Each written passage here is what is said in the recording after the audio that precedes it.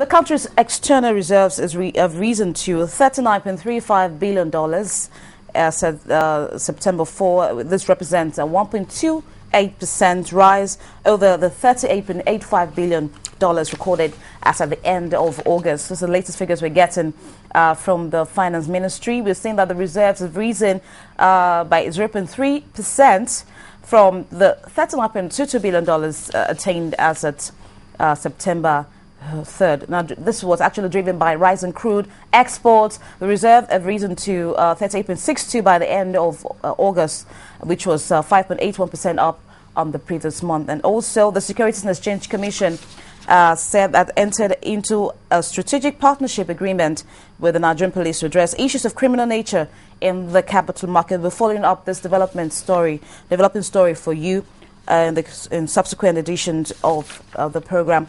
But right now we'll be looking at the food and agriculture sector, looking at the global scene in terms of what is our government doing to ensure that we have enough to eat in the country. And it's quite interesting that it's not just the attention is not just about Nigeria, but in Africa and also in the global scene. Let's look at these issues in details as we're being joined by Professor Bola Okuneye.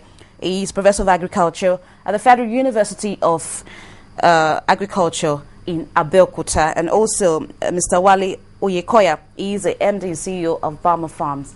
Thank you for coming on the program. Thank you. Good morning. Good morning. Now, it's quite interesting to know that we are being faced with this again. Food. We all eat food. And then whenever we have reports from the Food and Agriculture Organization that Africa's population is growing faster than its ability to produce food, it sends a kind of red signals to every government on the continent. What's your take about that? Well, it's actually expected, given the fact that the level of technical changes in agriculture have been so slow, and therefore the rate of increase in production has been so low as compared with about 3.5% growth in population. And the various governments have not really been doing much. About 4 years ago in Zimbabwe, it was agreed that African governments should spend nothing less than 10% of their budget on agriculture. Of course, only 2 countries have been able to meet that. Of course, Nigeria is at the lowest rank, spending just about 1.52% of the budget on agriculture. And so, by the time you spend less, then you are saying that no, you don't really want to lay emphasis on the development of agriculture, and that's why the rate of growth in agriculture has been declining. And given the the high rise in population, of course, there is demand for food, so such demand is far higher than the supply. And so we continue to have the problem. Okay, let me hear from Mr. Wale Oyekoya, who owns a farm, and I know you're also a practicing farmer. Thank you. Professor. Thank you. Let me talk to Mr. Wale Oyekoya, and it's quite amazing to know that every time farmers seem to be under pressure to produce more. I don't know how it's been looking at the scenario on the environment, like this. It talked about having less budget for agricultural development in the country. What has been the situation? Well, the professor is quite right from what he has said. The farmers are facing a lot of challenges in this country. We like it or not, if you don't face it, the problem will keep on arising. Because the environment is not conducive for farming in this country. Even the few people that are doing the farming, are they being supported? The infrastructure is not there. The technical know-how is not there. The input is not there. Even to get loan, it's a big issue, which the government are just paying litmus services to it. The government need to do more if they really wanted to make Nigeria to be stable in terms of food supply to their citizens.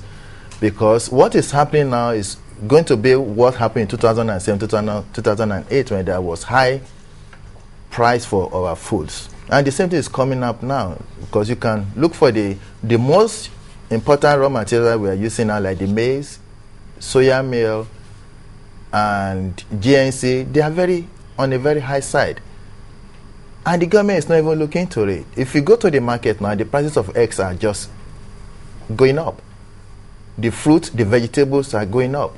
There's no silos to satisfy the farmers, because some of these grains are supposed to be stored giving the opportunity to the private sectors to manage the silos, not the government. The government have no business at all managing the silos of the farmers in this country. Okay, the issue of silos, storage facilities, value chain. I think that's part of the value chain that we have in agriculture. Let me hear from Professor Okuneye. You mentioned the issue of technology is changing in agriculture, and if you compare this with the issue of climate change, it seems it's a double-barrel problem for those who are trying to produce food items across the globe. Yes, it's kind of a double-barrel one. In the first place, the various researchers are concentrating on increasing the yield, making the various varieties disease resistant, and also looking at the type that are being demanded. But now with the various climate change activities, they are now confronted with other problems which even the researchers have not even budgeted for. For instance, if you have high level of rainfall in a particular area causing flood, and the government is not prepared to really take action on that, about 2 years ago, as many as about 1,500 hectares of land were washed away in Sokoto State alone. And numerous tons of rice were also wasted. Of course, if you now look at even other things that are happening, the Boko Haram, even debarring people from producing, and when we produce here, we are not even sell over there. All those come together and they compound the problem. So the issue of technical change will mean that, okay, they need to adopt, the farmers need to adopt improved technologies. But these improved technologies have not really been able to be sent to them. If you look at the agricultural sector, it's only the crop that seems to be being supported.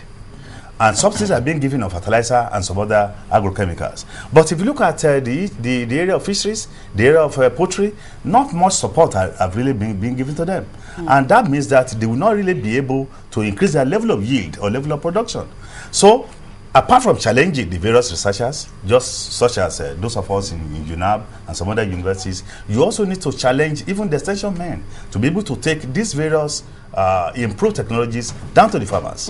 In other words, the research extension farmer network needs to be strengthened, but this is not being done now. Okay, Mr. Oyekoya, the issue of irrigation flooding, I think that if, in terms of having to improve your technology, can this be explored, utilized to the benefit of farming? Because if you have irrigation in a particular area or you have flooding, perhaps build on drainages to channel these waters to the farmland or plantations, as the case may be. Can it be used to the benefits of farming instead of just concentrating on the downside of having an area flooded? Yes, it could be. It could be an advantage to the farmers. But the problem we are talking about here, most of the farmers in this country are using most of these outdated tools. If you want to do a modern irrigations, it's not something like all these subsistence farmers that they can afford to do. The government need to come in, maybe take a society, a community. You understand what I'm saying? So that they can have this irrigation to help so many cooperative farmers. It's not something some of these subsistence farmers can be done, because irrigation is good, especially now we have most of the places are flooded. But it's just for a short while, because we don't have enough rain.